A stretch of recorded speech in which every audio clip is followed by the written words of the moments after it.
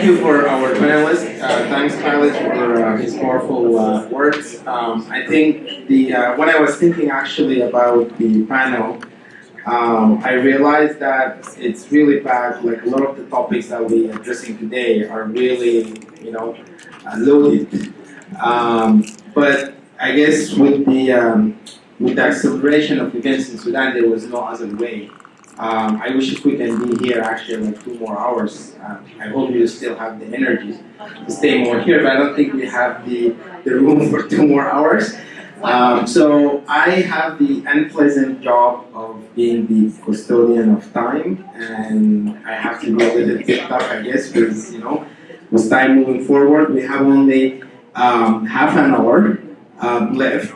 So what I would like to do is I would like to give men some only 5 minutes. I think the role of the women in the revolution has been significant, and there's a continuous work that's happening in the diaspora here. So there's a current campaign that's going on. So Ilham is going to 5 minutes going to talk about that. And then after that, I will open the floor for some questions. Obviously, we have to allow for some time for the panel to respond to some of the questions. But I want you to think about what question you want to ask, and you're only going to have 30 to 1 minute to actually say your question. Okay? So please don't take the chance to, I guess, articulate another position, but mainly just, like questions. I think there's a lot of links that we can go here. Okay. For Dr. Janice Bali for hosting, and her staff and the staff here for hosting this very important panel discussion. But 5 minutes actually is not enough. I came here with a very short speech, and then in the course of listening to the speakers coming from very solid academia and research background, and I was, in addition to my passion for supporting my people cause, my revolution, I have so many things in mind now, and I don't know from where actually to start, to be honest with you. But let me start by the role of women in the revolution. And I will try to read, because if I don't read, I will just be all over the place. On April 10th, the image of Allah Salah went viral on social media. And after that, I would say, and underline this, mainstream media. Why? Because I personally was struggling to find someone from CBC to come to one of our rallies and marches in downtown. We have been holding and doing hundreds of them for ages, since the massacre in Darfur, since the genocide. Once I called them and I said, listen, you are missing on one of the greatest revolutions in the history of the world. I said that literally to them. But, back to my favor, okay. When the media was and it happened that that beautiful image for Allah was the reason to break the blackout on the Sudanese revolution. And I talked with many of my feminist friends who were criticizing the fact, what is that? Not all, I should not say that, okay. But a lady who's dressed up in a white top with big golden shining rings in the middle of the headquarters of the military. But I know why she went on that white top, and I understand why she wore her glorious earrings, the golden ones. And it succeeded actually to break the blackout. But what really pissed me off is the media was saying, when they were talking about Allah's picture, they were saying her image define the normative ideas of Muslim women as oppressed and politically passive. And here I will come to what Janice said. And surprisingly, I wrote the exact quote when I was listening to you. For me, it was no surprise. For all of you, it was no surprise. For people who know the history of Sudanese women, of Nubian Kandakas, of Fatma Ahmed Ibrahim, who was the first woman elected in the parliament in the 1960s. And those women who won the right for equal pay for equal work in mid-60s. And us, we were in university just stepping, very happy with a short democracy. And we were stepping at that time to our university life, happy with the democracy, talking in us here. Many of my colleagues at that time are here now. And then all of a sudden, we lost actually the first female martyr, Ataya Abu Azla, because we went out the second day. And it's funny, I'm so sorry, I'm being very, very emotional and now. But yesterday, in one of the Sudanese Zaza, I met a lady who was my classmate in University of Khartoum, Faculty of Science, and she reminded me of the day we were coming from a field trip. June 30th, 1989, it was a Friday. And we were just in Rufaa when we heard the marshes were coming back to Khartoum.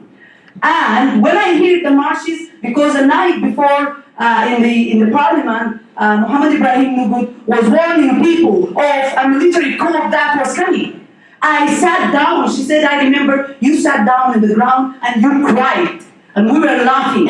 Why you were crying? One of our co-classmates said, just wait and see, and we will know why we were crying now.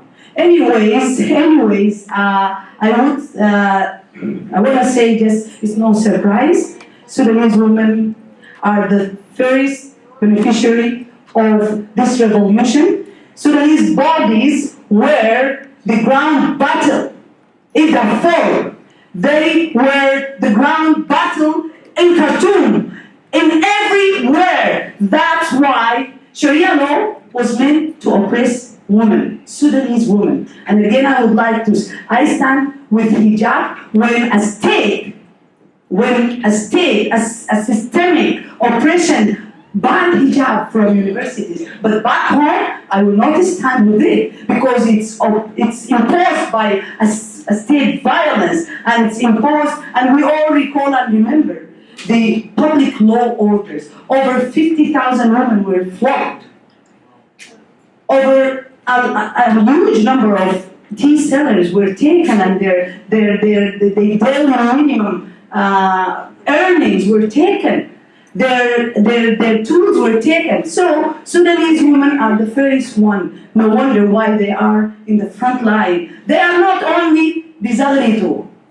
I hate when the media say they are coming out and the Zagharuta is the main. No, they're not only. They are turning tear gas bombshell. Yes.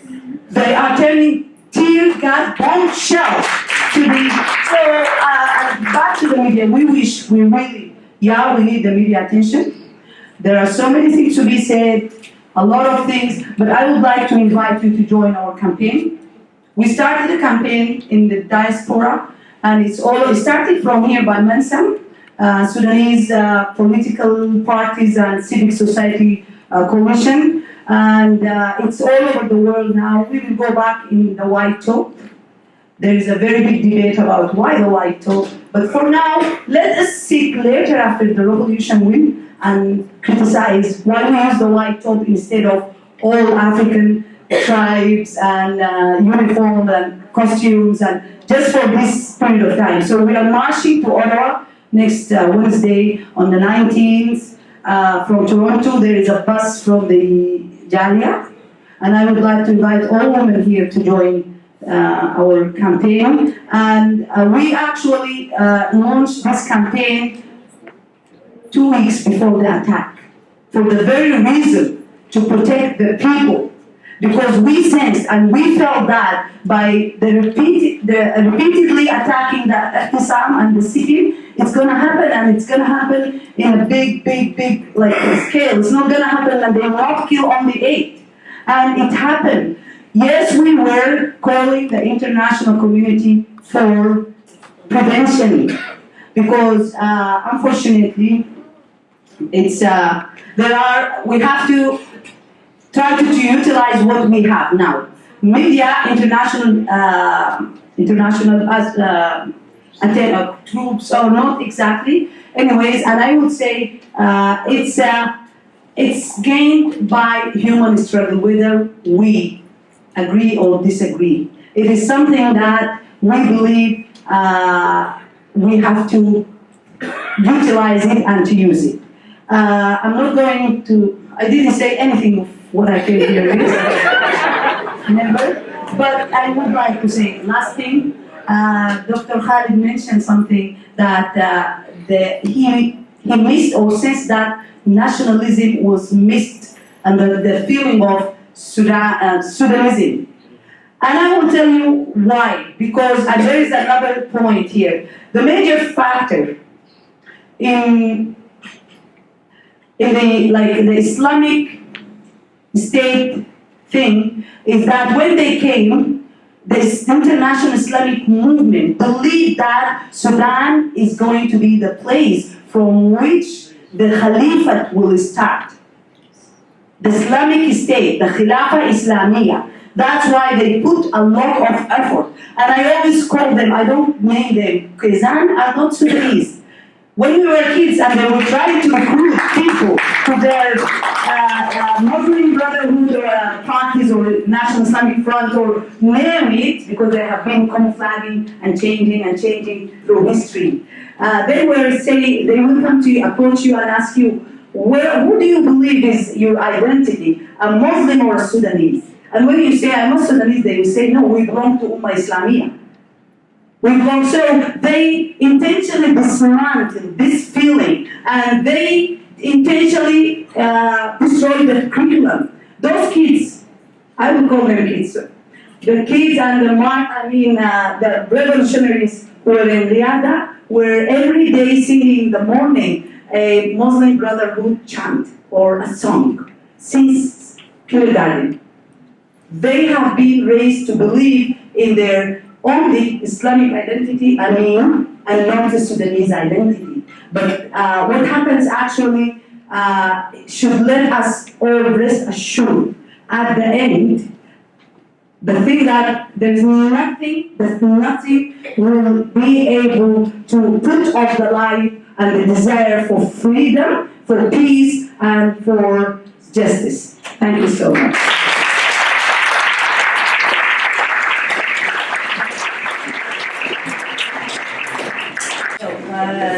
Thank you. I just want to say that I was commenting on Dr. Khal's point on youth and how the youth movement and the problems of the youth movement and the challenges facing the youth movement. So I come from, I've been here for years, but before coming to Canada, I was the director of an organization called Salma Women's Resource Center. And Salma was closed down, or forced closed by the government in June 2014 because of the work we're doing on working with young women and men and training them and giving them a chance to build their leadership. I'm just talking about from my own experience. I would like to say we started working with youth in 2004. That was the moment where people were preparing for the peace agreement in January 2005, and we wanted this moment of openness, which was not before existed. Working during the 1990s, it was a very harsh time of us to do any kind of human rights work, and as a women organization, we were able to do a lot of work without announcing it. So we were we were bending to the wind that we don't want to have it. But within this process, youth came and they requested us to do some work for them. And we said, okay, what do you want? And they came with a lot of ideas. They didn't know, but they wanted to understand better what is the peace agreement would bring to them. What can they contribute to? What can they do when everything is, what can they provide? They need to understand this situation, and they need to work on it, and they want to contribute. So at that time, most of them were born in like 1970s and 1980s. And we gave them a chance of several kinds of trainings and dialogue building. And I think by the time Salma was closed, we were able to train around 5,000 young women and men in different parts of Sudan.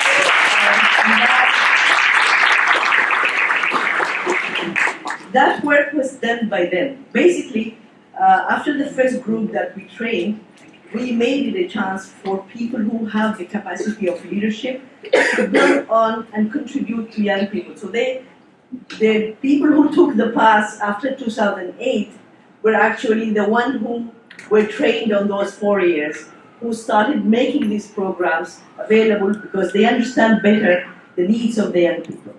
So the challenges facing them is that you're working in a context which is not allowing you to bring anything that will allow you to think of freedom, peace, and justice. All these issues, the slogan of the revolution is something they always thought about. So the revolution has been within them for a long time. This was the moment that they just opened doors and came out. But they have always been struggling and resisting the situation they are living in. And I think one of the things that was also, and they also contributed, we gave them a chance with other organizations, not only us, to produce knowledge. And they were able to write articles, they were able to write their opinions.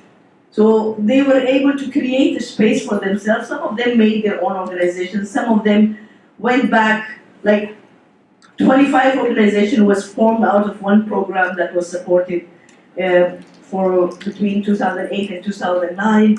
25 organizations in Al-Gadarif, Kasala, Akbara, Niala, and Al-Fashir.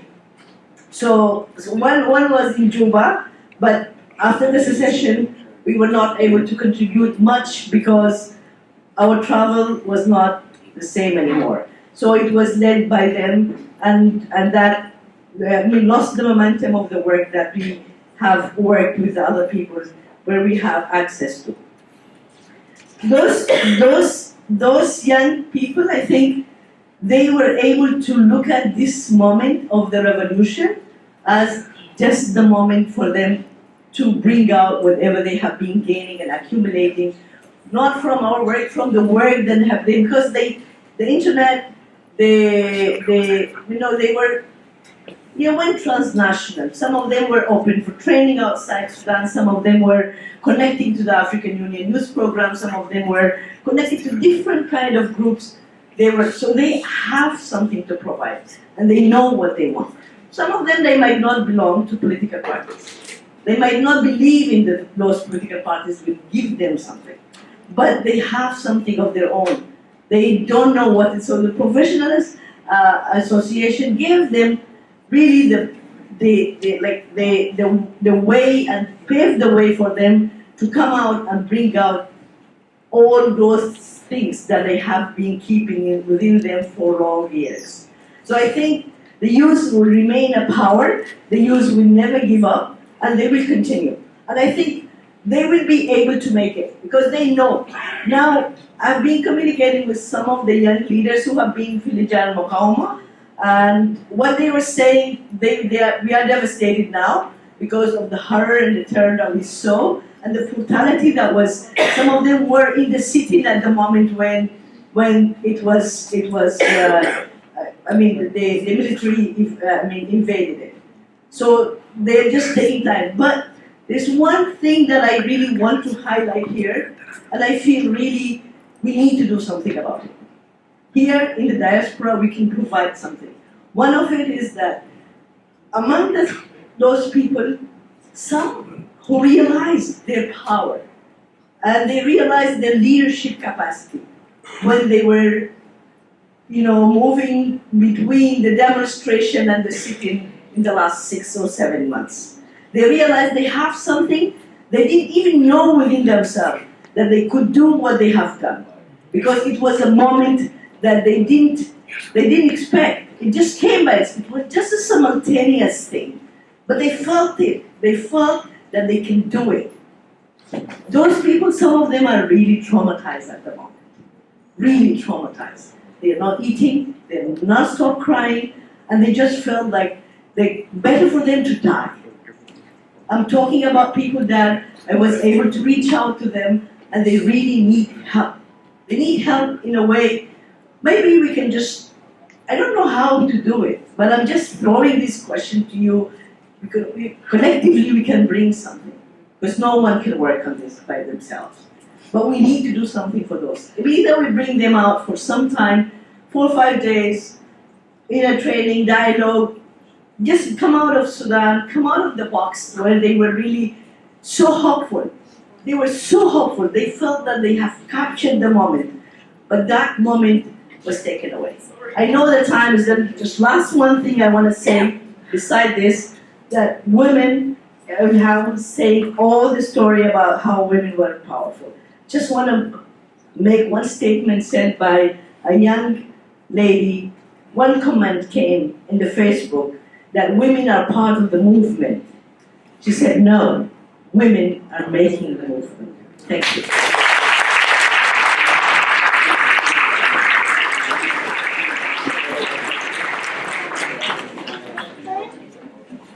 Okay, so I guess we're gonna basically, to start. So I think there's a lot of hands. So I think I'm gonna take the job of like moving the mic around. There's another mic. It's going to be a good question. I'm going to ask a question to the panelists. I'm from a Pan-Africanist perspective. I'm from Sudan. I'm from Africa, but I'm not really from Sudan. So we have witnessed in the past a couple of revolt or insurrection that happened in Tunisia, in Egypt, and Burkina Faso. The question is whether or not there are this time the elements in place to switch from the revolt to a real revolution.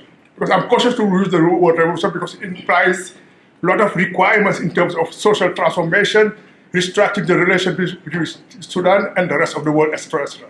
In this case, in Sudan, is there the elements that will make that transition from revolt or insurrection to a revolution?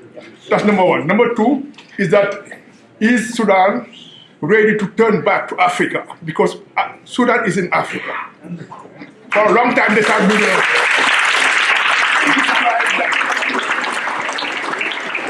some of us are Muslim, that's okay. I'm Muslim myself. My name is Muhammad.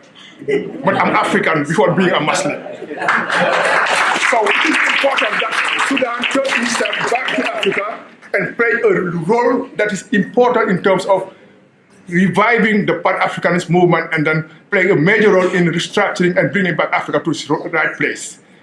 And the reason I'm saying that is that both Sudan and Mauritania have similar configuration in terms of their relationship with the Arab world. But those countries are African countries and they have to claim their identity as an Africans and know that their destiny is in Africa and not in the Middle East.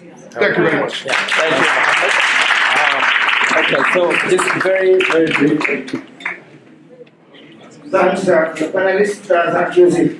Actually, I want to talk about what comments / questions, or how to articulate 3 issues into the discussion. First is neoliberal project. It has to be clearly talked about. These 3 issues have not been discussed. I know why in Sudan now. So it's a neoliberal project. If you want to take off any economy, any country you want to take off, you have to invest in human capital. So education and health, that needs to be addressed and articulated in the consciousness. 2,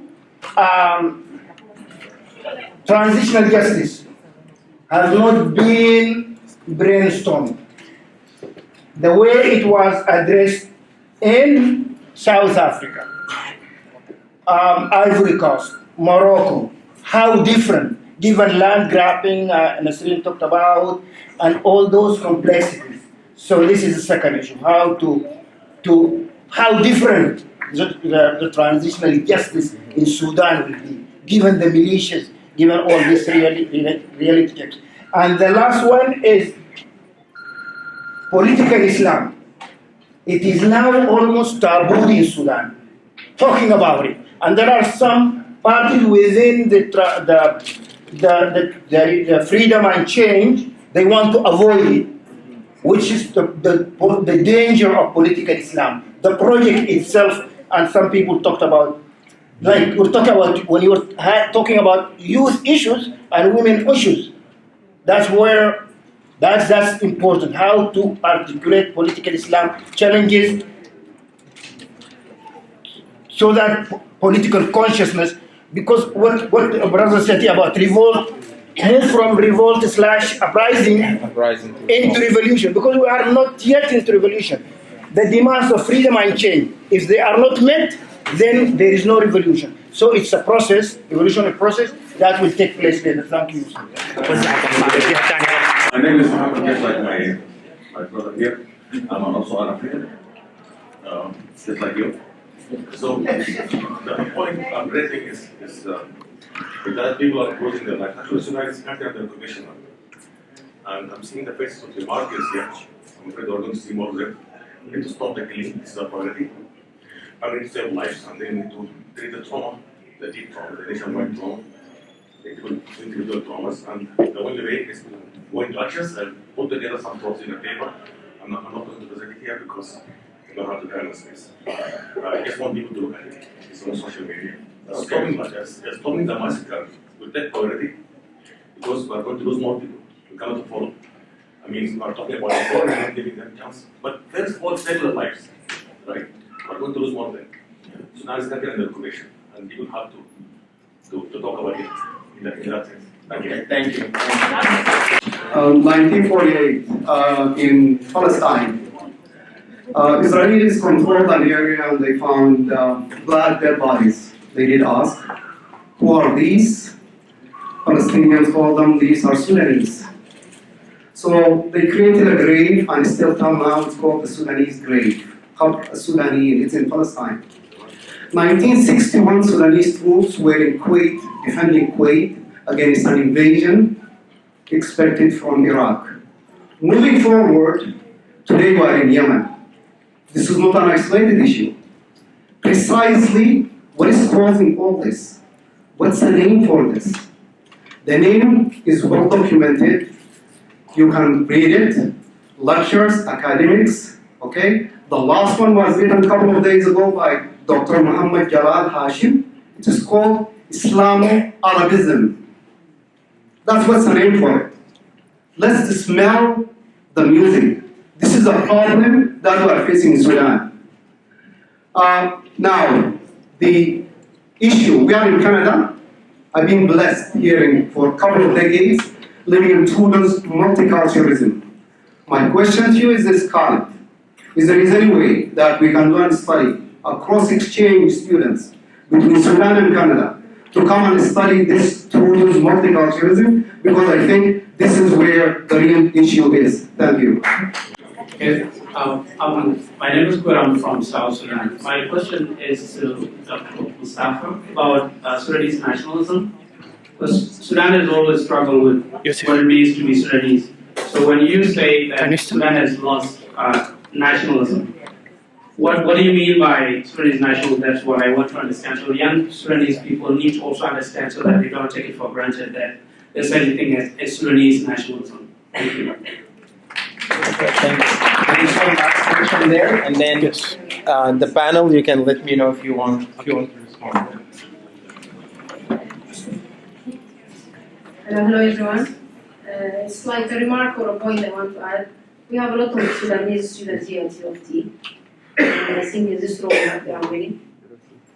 Can you raise your hand please for sitting here? My son is outside. Yeah. So I'm just suggesting now, and I introduce the chance, why not initiate like a club, Sudanese club here? Yes. So you very good, I see. Is democracy possible in Sudan, and as opposed to other Arab countries? And the answer is yes, for two reasons. You know, one of the good things about being a professor and having a PhD is that you have to read all of these things. And if you look statistically at countries with a past history of democratization, mostly in our case in Africa, they correlate more with democracy. Okay, so Sudan. This is why you always see Sudanese saying, "But what about October? So let October, so let April." That of course is something Sudanese are proud of, but also statistically, there's a correlation between that and democracy. Okay, this is different from Egypt and other countries. Another important aspect is the ingredients of democratization in Sudan are strong. And this is something we weren't sure, but now we know. That is, independent institutions in civil society. So if you do believe this revolution, this uprising has led to the emergence of independent unions and professional associations, this is why Nasreen showed you perhaps Atbara, what happened. Who would have thought that not only Atbara would be mobilized, but also the dock workers in Port Sudan, okay? We have the ingredients for strong democratization. Okay, there's no question. Other countries don't have that. Tunisia is an exception, but it was moved and mobilized by trade unions and lawyers, okay? If you follow Tunisia closely. The one thing that stands in the way is the army, the military, okay? This is why recently this military council imprisoned 68 soldiers. They're probably going to execute them. They did that in April, okay? This is the only thing left. This is why external actors are important.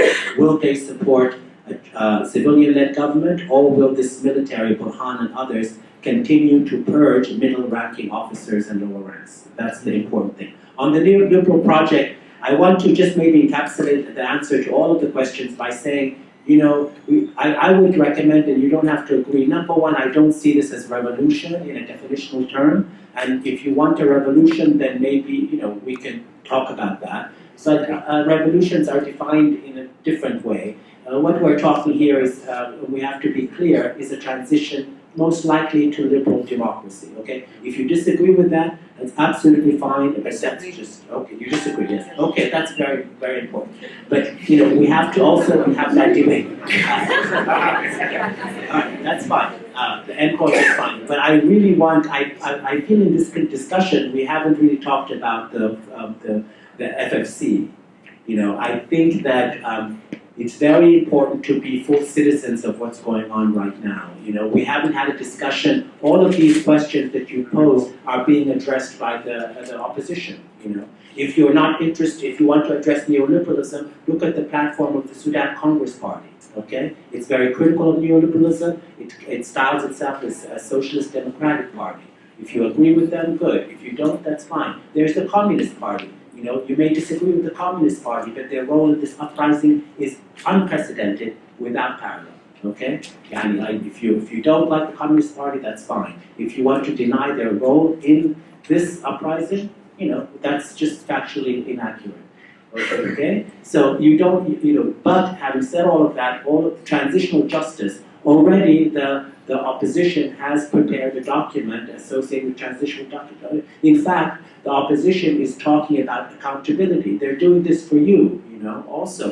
They're withholding and taking their position because these are gentlemen in the military council who are sticking together, so they are not accountable. Where's Omar Bashir? Where's Salah Bush? Let's face it, they're all evading accountability. Your opposition is already fighting for this. We haven't had a discussion about the opposition. Young people here, I have to say that, you have to, I'm not sure if you know what the opposition is doing, what the program is of the opposition. If you disagree with them, that's fine, but we have to have a discussion of what's going on. They need your support. Finally, the diasporic role is more than, it can't be just rhetoric. We have 6 million Sudanese in the diaspora. Every capital in the world is protesting. It's very easy to submit, have PayPal, whatever, and get the young people to do it, right? Give $10, if there's millions of Sudanese in diaspora, give $10, right now. If you talk to Sudanese, including the neighborhood committees in Burri, in Al-Abda, in Wad Nubawi, they don't want to take outside funding from Westerners or China or the Gulf, but they won't mind some Sudanese, helping them, eat as they're striking, okay? $10 out of 6 million Sudanese is, with all the sophistication of social media. So let's be, number one, understand what the opposition is doing, and number two, if you want to help, as the Eritreans in the past have helped their country, if you want, it's not so difficult, I think that's very important. For the young people who know about social media and all of that, that's very important. The question of nationalism, I didn't say that I have an answer to it. I said the young people have debated it, and I outlined to you what youth activists in Sudan have said, that it has to be a multicultural Sudan that takes seriously race, ethnicity, what Nasreen is talking about. I think Nasreen detailed all the protests across the country. What else can the Sudanese population do? We're in the diaspora. I don't know what else can the people of Sudan do to show you that they are already have created a new nationalism across race, gender, and ethnicity, okay, and class. So now it's time for us, if we're outside, to try to help. Sorry about this. I just want to respond to our brother Mohammed. Yes. I noticed first that you mentioned that you're from Africa.